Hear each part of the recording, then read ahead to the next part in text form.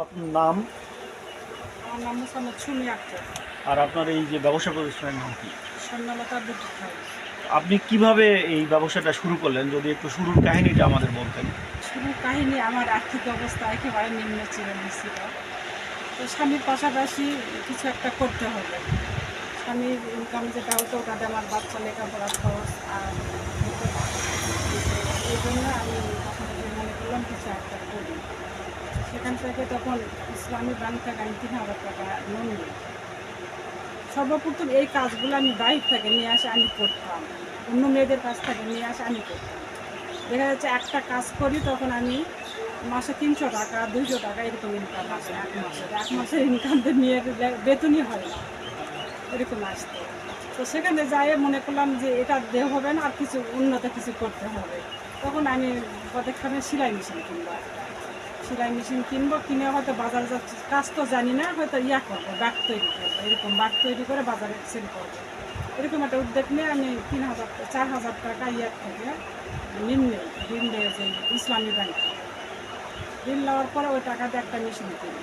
তো মেশিন কেনার পাশাপাশি মেশিন কিনে আমাকে সবাই মনে করে কাজ জানি, আমি কাজ দিত। তখন আমি কাজ তো জানি না, আমার নিজের তৈরি করা পোশাকগুলো একদম খুলে ফেলতাম, খুলে কীভাবে কাটছে কীভাবে কী করছে সেটা দেখে দেখে আবার কাপড় কাটতাম, আবার তৈরি করতাম। এইভাবে আমি ইনশাআল্লাহ, আল্লাহ আমাকে বুদ্ধি দিছে।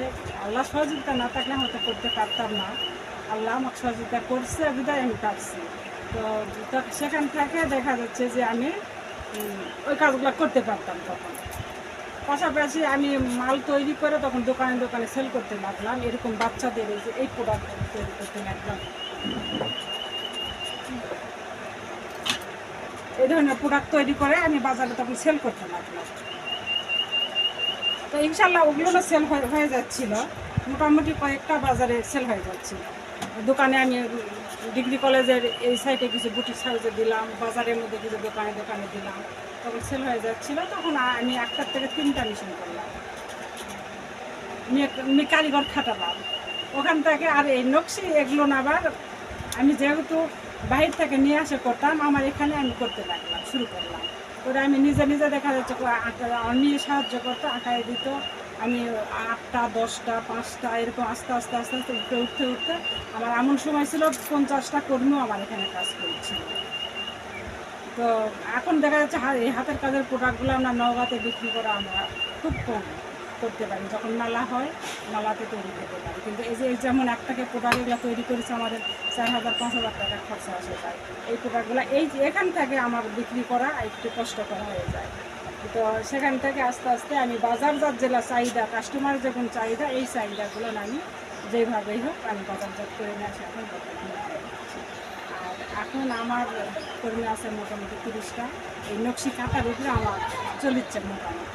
এরা বিভিন্ন জায়গা থেকে অর্ডার আসছে বা নিচ্ছে, বা বিদেশ থেকেও আমার বিদেশিদের সঙ্গে একটু আছে, ওনারাও অর্ডার নিচ্ছে। আচ্ছা আচ্ছা, শুনে খুব ভালো লাগলো। তো এই যে এতদিন ধরে আপনি এই উদ্যোগের সাথে জড়িত, শূন্য থেকে শুরু করলেন, তো শুরু করে এখন আপনার এই ব্যবসায়ের মূলধন কীরকম? সর্বপ্রথম ব্যবসায় মূলধন শুরু করছি, মেশিনটা কিনলাম 4,000 টাকা দিয়ে, আর 3,000 টাকা দিয়ে আমি এই গজ কাপড়গুলো কিনছিলাম। 3,000 টাকার থেকে এখন মোটামুটি 5 লাখ টাকা পার হয়ে যায়। আর সম্পদ করছেন কীরকম, জমা জমি বা বাড়ি ঘর এরকম করতে আমি পেরেছেন? সম্পদ বলতে আমি কিছু করিনি। আমার এই জায়গাটা কিনতে হয়েছিল, আমার স্বামী কিনছে, জায়গা কিনতে আমার কিছুই ছিল না। এই বাড়ির জায়গাটা কিনছি, আর বিলের 1 বিঘা নাকি কিনছি, ওটা আমার হাজবেন্ডকে দিয়ে কিনছি। আচ্ছা আচ্ছা। আর আমার ক্ষেত্রে আমি মনে করি আমার ছেলে মেয়ে আমার সব কিছু। এই জন্য একটা মেয়ে কমার্স সাবজেক্ট নিয়ে পড়াশোনা করায় ডিগ্রি কলেজে, ছেলেকে কমার্স সাবজেক্ট নিয়ে পড়াশোনা করাইছি, কিন্তু এগুলাই আমি মনে করি আমার গ্রামে। আর পাশাপাশি আমি গরিবদের পাশে যতদূর পারি আমি সাহায্য করি। আচ্ছা, আপনার এই যে এই উঠে আসার পেছনে কোনো এনজিওর থেকে অর্থায়ন পেয়েছিলেন কিনা, বা তাদের সহায়তা পেয়েছিলেন কিনা? কেন্দ্রীয় সহায়তা বর্তমানে আমি মৌসুমি থেকে এই বছর বর্তমান 3 লাখ টাকা ঋণ দেওয়া আছে। তো ঋণ আমি তো সর্বপ্রথম তো আমার দোকান, তারপরে পরে আস্তে আস্তে আমার হাজব্যান্ড থেকে ডেকোটার মিস্ত্রি ছিল সেখান থেকে আমি ডেকোটার দোকান করাই দিলাম।